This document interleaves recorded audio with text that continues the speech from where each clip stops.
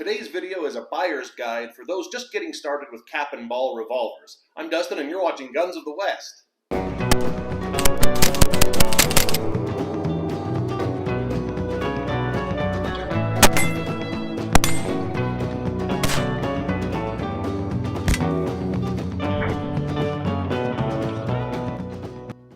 I know a lot of new people are getting into cap and ball revolvers lately because I've been getting a lot of beginner questions asking me what gear needs to be bought and what gear maybe is just nice to have but not entirely necessary. So I've got out some gear here today on the table and I want to walk through the items with you. I'll let you know about how much I paid for them, but please keep in mind prices vary depending on your region and which retailer you buy from. But I'll let you know which things are absolutely necessary and which things might just be really nice to have. So let's take a look. Obviously, the first thing you're going to need is a revolver. I'm actually not going to spend a lot of time, though, talking about selecting a revolver. I've done a complete, thorough video on selecting your first black powder revolver. I will just say, though, I recommend for beginners sticking with 36 or 44 caliber, and for beginners, especially I would say 36, particularly 1851 Navy is my general recommendation, which this gun is. So without any more about the gun, let's talk about what else you're going to need. First, powder. This is something that takes a little thought and care in choosing what you're going to use. My personal preference is real black powder, and that seems to be the preference of most shooters who like cap and ball revolvers. And the brand I use, though there are others, is GoX. I find this pretty readily available, although I'm very fortunate. I live not too terribly far from Evanston, Wyoming, which is where Bear River Powder is located. If you're having to buy this online, keep in mind you're going to have to pay a hazmat fee, and that fee will be the same whether you're buying 1 pound of this or if you're buying 25 pounds of it, a whole case, which means it makes a lot more financial sense to buy it in bulk. But please keep in mind you have another issue there in buying black powder in bulk. Personally, I never buy more than 10 pounds, and I don't buy any more until I've about used it up, just because, as it says right here on the container, explosive. That's not something I want to keep really in my house in bulk. Heaven forbid there was a fire or other danger like that. It's not something I like having too much of around. Also, for revolvers, the size I recommend, granulation size, is the FFFG. That tells you the granulation. For example, 1F would be for things like cannons. 2Fs is generally used for rifles and shotguns, though you can use it on the larger caliber revolvers. The 3F is typically what you'll use in revolvers, and 4F, it can be used in real small ones like 31 caliber, but mainly it's for priming the pans on flintlock rifles and pistols. So generally speaking, I'm going to say I recommend 3FG for revolvers. Now, if you're just not able to get real black powder, you're not just completely out of luck. There are substitutes available. The one I would recommend the most, though it seems to get a bad rap, is Pyrex, if you have to go the substitute route. Couple of reasons why. One, it is very readily available. You can walk into just about any Sportsman's Warehouse store, Bass Pro Shops, Cabela's, many much smaller gun shops and black powder shops. This stuff is just widely available. The rules for storing it are not as strict, and so stores that might not be willing to stock black powder are usually willing to stock this.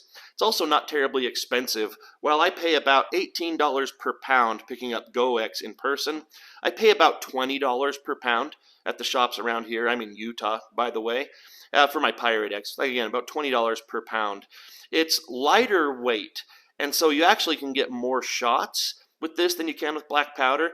You don't measure this by weight. You would measure this by volume, but because you're measuring by volume, you can use more of it, you know, in that sense, and get more shots. Works out really well that way. Is a little more corrosive on your gun, but you should be cleaning black powder guns after you use them anyway. Another substitute, very popular one too, 777. Now this stuff is a bit more powerful, and to be honest, Pyrex is just a little more powerful than black powder too. I've done videos on that, but this stuff substantially so. Not dangerously so. I would just say I wouldn't use it in brass frame guns. It could cause loose parts over time. But they actually recommend that if you use this, if you want to replicate real black powder performance, you should actually reduce the charge by 15% of what you would be using of black powder. But that's another popular one, and I usually pay about $30 when I buy a pound of that. Now this last one, I decided I'd include in the video just because I still had some around, but I believe it's been discontinued. If you can find it, it is extremely clean burning, and that is Alliant Black MZ. I've heard it's also been marketed as Pioneer powder or possibly American Pioneer. It burns very clean, but the downside is it's not available in an 3FG granulation. It's very, very coarse. It's compared, most closely to 2FG, but in like 44 revolvers you can use it. But again, that's if you can find it. Next up are the lead balls. Typically, as I said, I would recommend starting with a 36 or a 44. And if you're buying a gun from a store, that's probably all you're going to find anyway. Things like 1851 Navies, 1860 Armies, the Remingtons, and so on. And these Hornady round balls are outstanding, especially for beginners. Very widely available. I find them at the Sportsman's Warehouse stores, the Cabela stores all the time. Even through the pandemic, when other ammo was so hard to find, I was always finding these. Now, when you look at these, if your gun is a 36 caliber, you want 36 caliber balls, and that number will always be the same. But this number here will be different. These are .375 inch diameter balls to be exact. And for the 36 caliber revolvers that are available on the market now, that's generally going to work fine for virtually all of them. Some of the more rare ones that you only find online might need a .380 or something, but again, speaking in general terms for this video, the 375, that's going to be what you want for a 36. For the 44s, you're going to find more options even in stores. This one is a .454. You'll also readily be able to find 451s and 457s, and there are even some others out there. But again, if we're speaking in general terms, this 454 is going to work great in the revolvers that are readily available.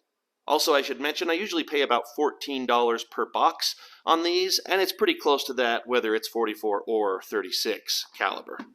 Now for the caps. Now, a lot of you have been asking me where to find these. These are very hard to find right now, but it has been getting a little better. For the black powder revolvers, my #1 recommendation is always Remington number 10 percussion caps. Unfortunately, these are also the hardest to find, at least at the time of this recording, but I'm confident that they'll come back. If you can't find those, a little easier to find are the CCI number 11 percussion caps. These ones are Magnum, which is fine. They're a little hotter. You can also get the ones that don't say Magnum on them. These and these have the same internal diameter, but these are a little bit longer. These CCIs, you want to keep an eye on them if you use them on a revolver. They don't hold on to the nipples quite as well. Sometimes under the recoil of one shot, another cap or two might fall off, and you don't want to end up having chain fires because the nipples are uncovered and fire can get down into those chambers. So if you're using these CCIs, make sure that you just keep an eye on that. Make sure your caps are staying on as you shoot.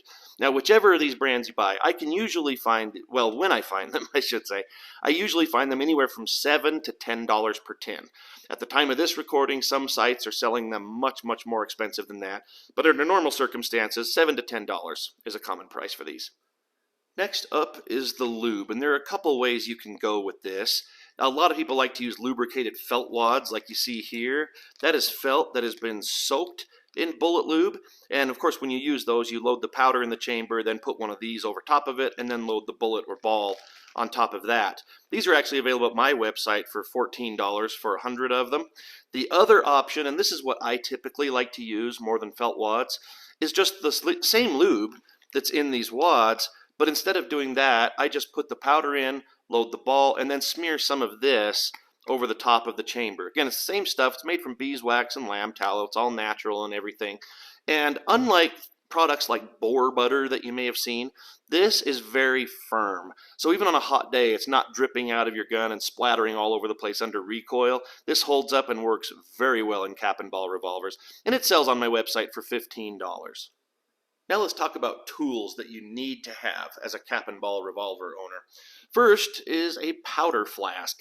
Now I like this one. It's sort of a reproduction of some of the historical flasks of the old days, and I paid, I believe, about $30 for that at a Cabela store.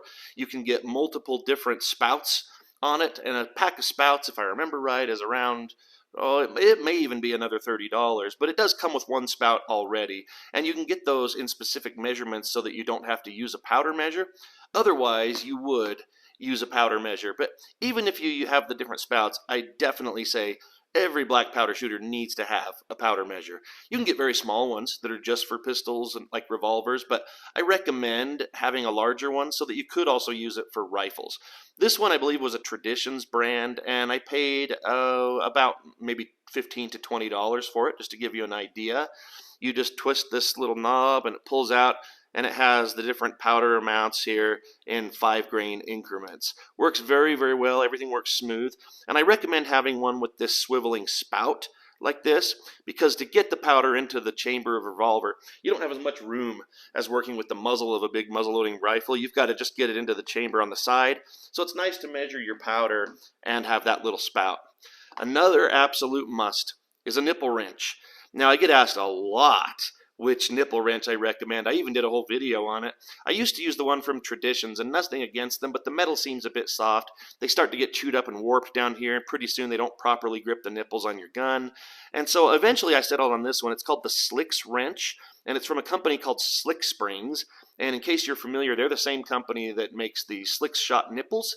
Although this is not just for Slick Shot nipples, it perfectly fits those, but also the regular stock Pieta and Uberti nipples for all of your cap and ball revolvers, from the little 31 calibers all the way up to the big Dragoons and Walkers.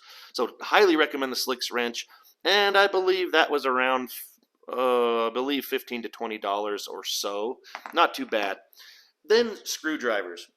This is a controversial thing. People sometimes tell you you've got to have the fanciest big, Brownell screwdriver set. And as I've said in a recent video, I don't agree with that. As long as you have a good set of screwdrivers that just fit the screws, you'll be fine. The screws can be a little soft, so be careful not to mar them up, but you don't need to be really torquing them down hard, so that shouldn't be a problem.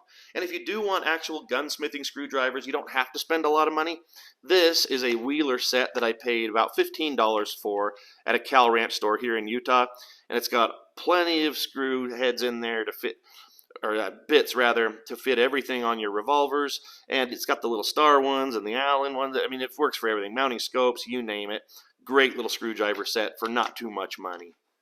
Now, as I said, in addition to the things you absolutely need to have, there are other things that are just very nice to have that I highly recommend, but I suppose you could get by without them.